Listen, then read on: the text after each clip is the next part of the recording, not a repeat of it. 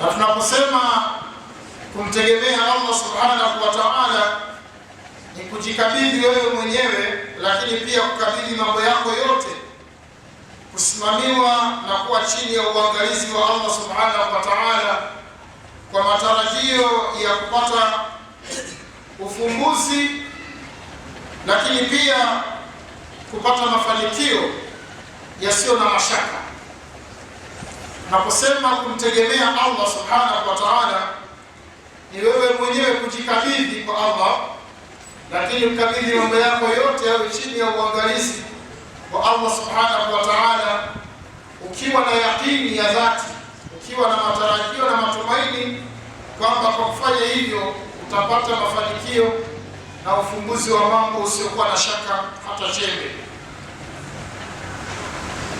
Atawakkul ala Allah, kumtegemea Allah subhanahu wa ta'ala ni kipengele cha imani katika Uislamu na ni amri miongoni mwa amri za Allah subhanahu wa ta'ala.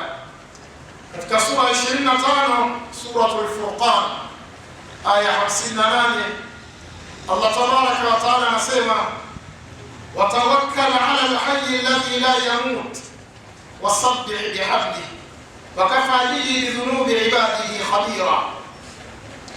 Ay watawakkal ala alhayy alladhi la yamut, weka utegemezi wako kwa yule aliye hai asiyetarajiwa kufikwa na mauti. Wasabbih bihamdihi, na umsifu na kumtukuza kwa sifa zake zilizokuwa njema. Hapo utaona Allah aliyetuumba anatuamuru tumtegemee yule aliye wa hai asiyetarajiwa kufikwa na mauti, na katika uhalisia Allah peke yake ndiye anayesifika kutofikwa na mauti. Katika dua moja Mtume sallallahu alaihi wasallam akiomba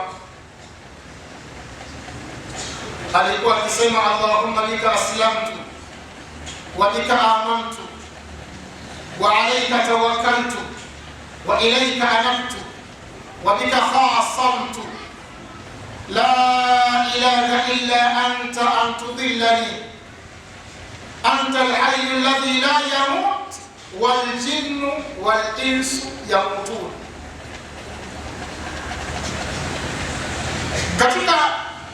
Katika hadithi hii iliyoleta dhikri hii kutoka kwa Mtume sallallahu alaihi wasallam na maneno ya kuthibitisha kwamba ni Allah peke yake asiyekufa. Anta alhayy alladhi la yamut, ni wewe peke yako utakayebaki hai ambaye hautafikwa na mauti. Wal jinnu wal insu yamutun, ama majini wote na wanadamu wote watakuwa ni wenye kufa. Kwa hiyo watawakkal na sifa zake njema na umtukuze na umsifu kwa sifa zake njema.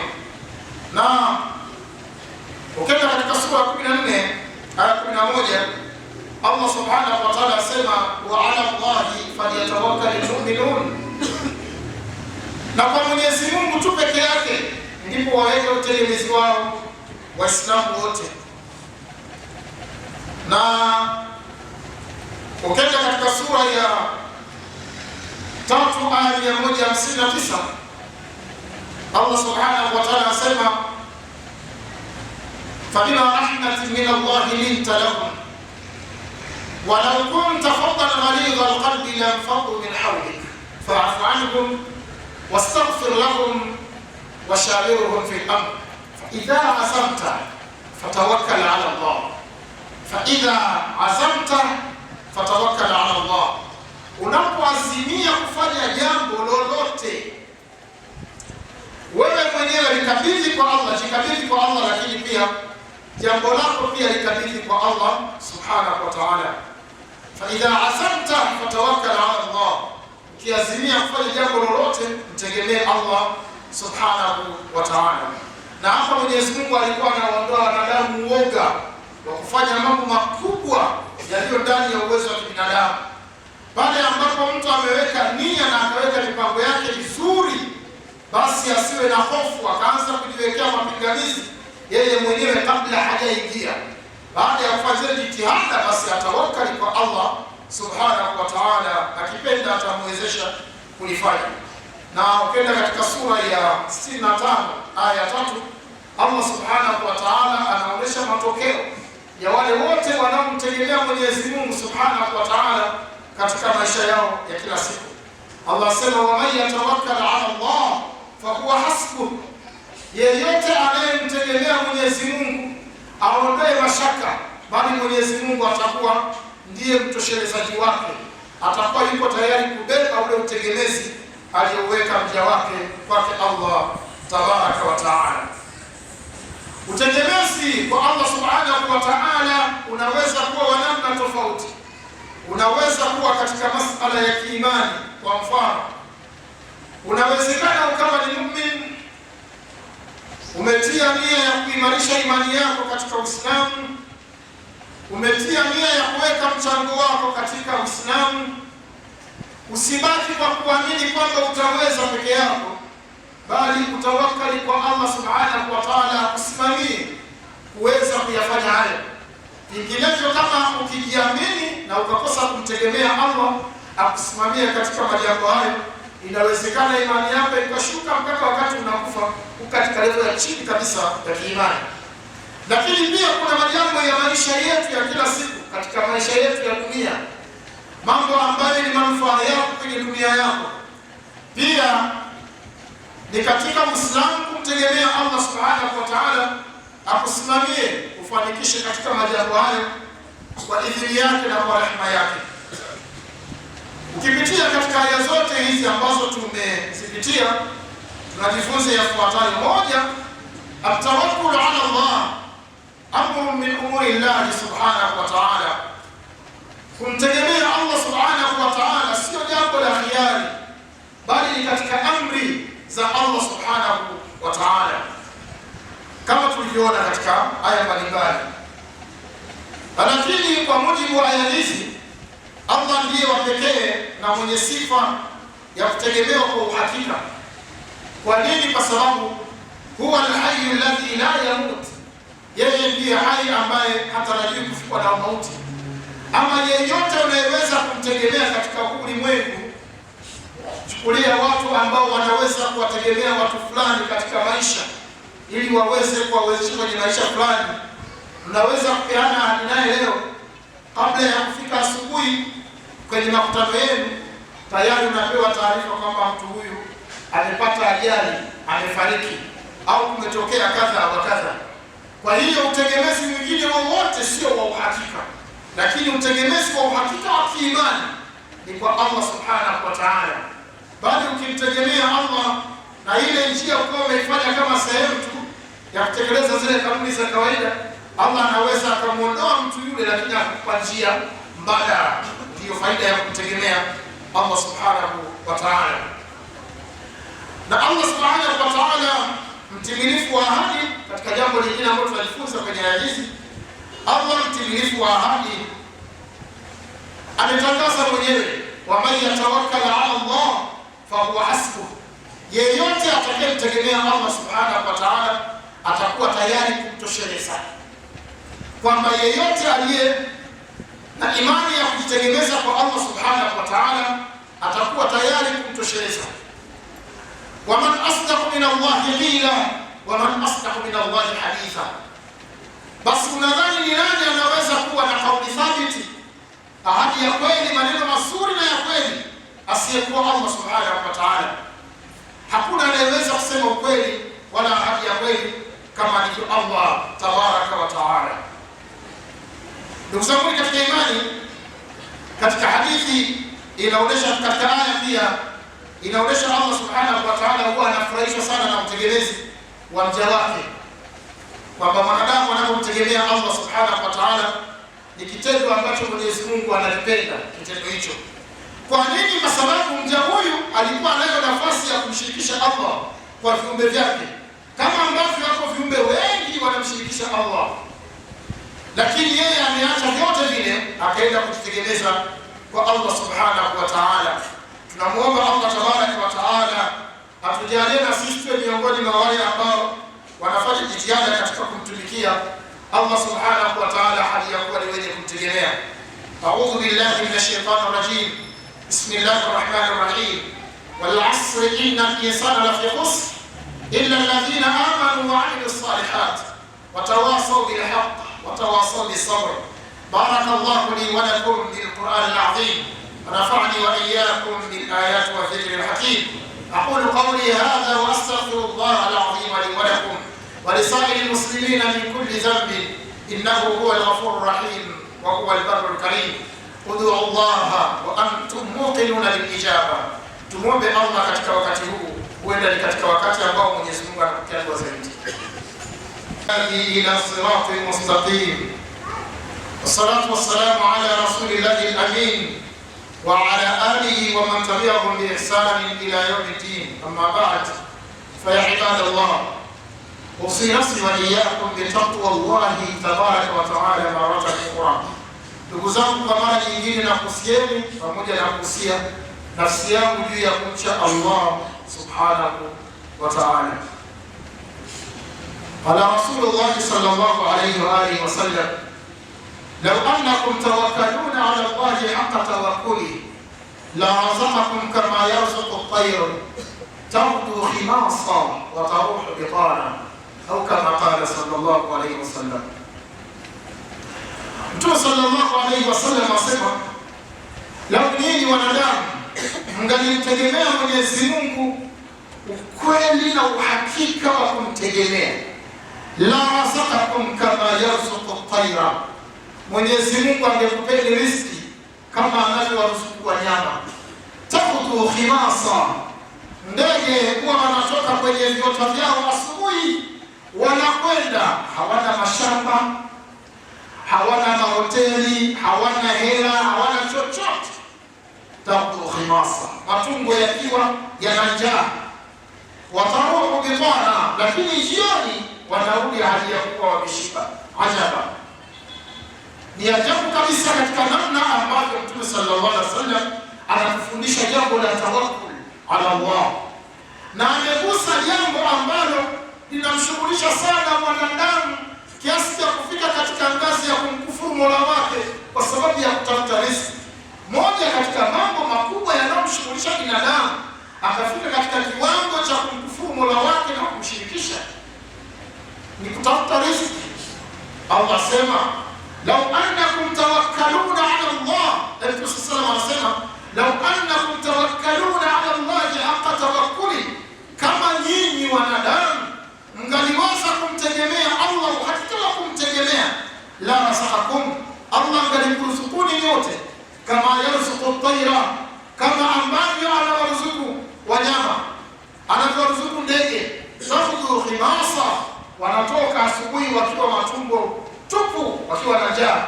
Wataruhu bitana, wakirudi jioni wanarudi hali ya kuwa wameshiba. Na kutokana na hadithi hii inatufahamisha wazi kwamba kuna tawakkul ya kweli na tawakkul kadhib. Kuna tawakkul ya uongo na kuna tawakkul ya uhakika. Na sisi tunayoitafuta sisi ni tawakkul alhaqiqi, haqqa tawakkuli, ile haki ya kumcha, ya haki ya kumtegemea Allah subhanahu wa ta'ala. Na ile ya uongo tunaita tawakkul kwa maana ya kumtegea Allah tabaraka wa ta'ala. Ipo kule kumtegemea, lakini pia ipo kumtegea Allah tabaraka wa ta'ala. Katika mambo ya msingi ya kuzingatia ili tuwe katika haki tawakkuli ni pamoja na kuzingatia yafuatayo. Moja ni kutekeleza mambo ya msingi ya kanuni bila kufanya uzembe.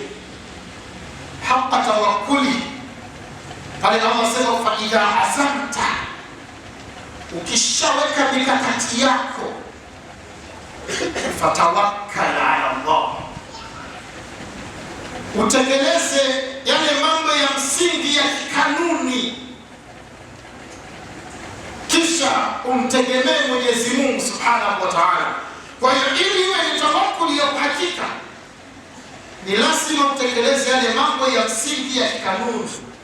Kama ni mtu anahitaji shamba lake litoe vizuri, aende kwa wanashamba waliosomea vizuri, wampe maelekezo, azingatie vile vigezo. Kama ni msimu msimu wa mvua uwe ni msimu wa mvua.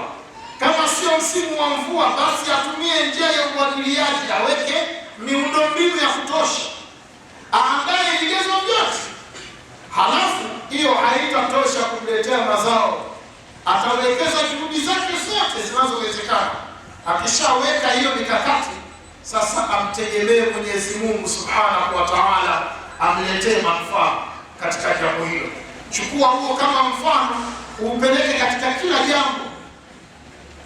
Wa hadha la yani, wala haimaanishi mtu amke asubuhi aje ashinde msikitini akileta dua na adhkari akiamini kwamba kitakuja chenyewe.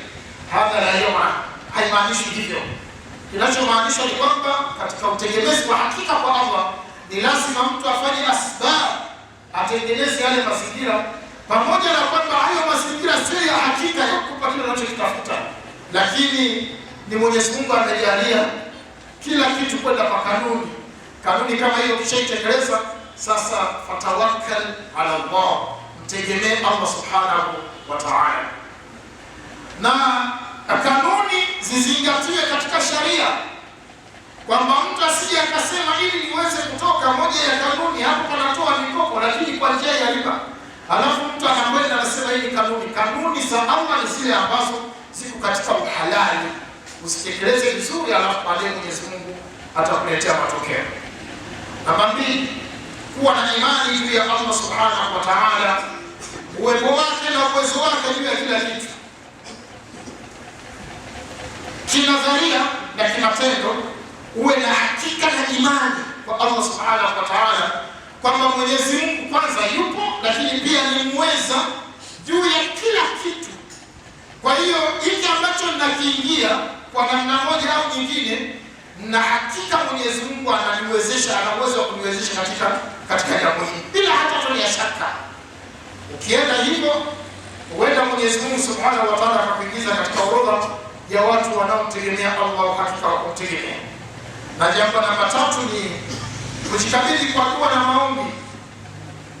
Hisia peke yake hazitatosha, yaani ukabaki tu unasema Mungu ananiona na anajua kwamba mimi ni mhitaji, mimi nahitaji kuwa katika level hii. No, historia ya Uislamu inatuonyesha waliotangulia katika mitume na waja wema wengine, suala la kuomba ni jambo muhimu sana. Kusema ukaomba ni katika mambo muhimu kabisa, kujikabidhi kwa Mwenyezi Mungu. Na ndio maana utaona Mwenyezi Mungu ameufanya mfumo wa maisha yetu ya kila siku, katika kila jambo uonyeshe kwamba wewe huna uwezo mwenyewe. Angalia, unavaa nguo mwenyewe, ukimaliza kuvaa unasema alhamdulillahi alladhi kasani hadha thawb min ghairi hawli minni wala quwwa. Namshukuru Allah aliyenivisha hii nguo.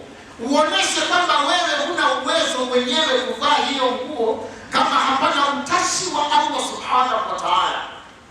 Unapotoka ndani ya nyumba unatawakkali kwa Allah, bismillah tawakkaltu ala Allah wala hawla wala quwwata illa billahi al-aliyyil azim. Allahumma inni a'udhu bika an asilla au usalla au adilla au udalla au azlim au uzlam au ajhal au yuj'ala alayya. Unatawakkali kwa Allah. Umetoka ndani ya nyumba unakwenda kwenye pilika zako za maisha. Alasaf, katika masikitiko yaliyopo mengi, hata wale ambao wamekariri dua hizi mara nyingi huwa hawajui wanaomba nini kwa Allah Tabaraka wa Taala. Anafanya kusoma tu. Ile lazima usome, lakini pia uambatanishe na ile hisia ya kile ambacho unakisoma. Kwa hiyo swala la kuomba ni kitu muhimu sana. Nabii Ibrahim alayhi salam walipotaka kumchoma kwa moto, alikuwa na uwezo wa kuhisi tu kwamba mimi ni mja wa Allah, nimetumwa kufanya kazi moja mbili tatu, kwa hiyo Mwenyezi Mungu atanilinda tu. Lakini hakufanya hivyo. Ala hasbi Allah wa ni'mal wakeel. Alijikabidhi kwa Allah akasema, Allah ndiye mtosherezaji wangu, naye ndiye bora wa kutegemewa, na Allah akamnusuru katika janga hili. Jambo namba 3 ni kuambatanisha mipango yako na mikakati, lakini kuambatanisha imani yako ya dhati juu ya Allah Subhanahu wa Ta'ala ni pamoja na kusema ukaomba kwa Allah Subhanahu wa Ta'ala. Mtu asikae kwa anamuona kwamba ni muumini, basi atamwafikisha. Hasha wakalla, lazima tumuombe Allah, ndivyo alivyotuagiza. Waqala rabbukum ud'uni astajib lakum, na Allah asema niombeni nikujibuni. Sasa kama ametuagiza tumuombe alafu tusimuombe, itakuwaje? Innal ladhina yastakbiruna an ibadati sayadkhuluna jahannama dakhirin, hakika wale ambao wanafanya kibri katika kuniabudu, katika kuniomba, hao wataingia katika moto wa jahannama, kuingia kwa hasa kabisa. Kwa hiyo sehemu ya dua ni katika sehemu muhimu sana ya kufanikisha katika mambo yetu, yawe ya kiimani, yawe ni ya dunia. Katika misingi ya Uislamu ni muhimu sana kumuomba Allah tabaraka wa taala kama sehemu ya tawakkul ala Allah. Pengine watu watasema ndege wao wanamuomba vipi Mwenyezi Mungu? Nenda kwenye Qur'an, yaliyopo katika mbingu na ardhi vyote vinamsabihi Allah subhanahu wa ta'ala, walakin la tafqahuna tasbihahu, ni nyinyi tu ndio hamwezi kujua namna ambavyo viumbe hao wanamuomba Allah tabaraka wa ta'ala. Namba 4 na mwisho ni kutomshirikisha Allah subhanahu wa ta'ala kwa kumpa wasaidizi. Unaandaa shamba, mfano unaandaa shamba, unalifuata zile kanuni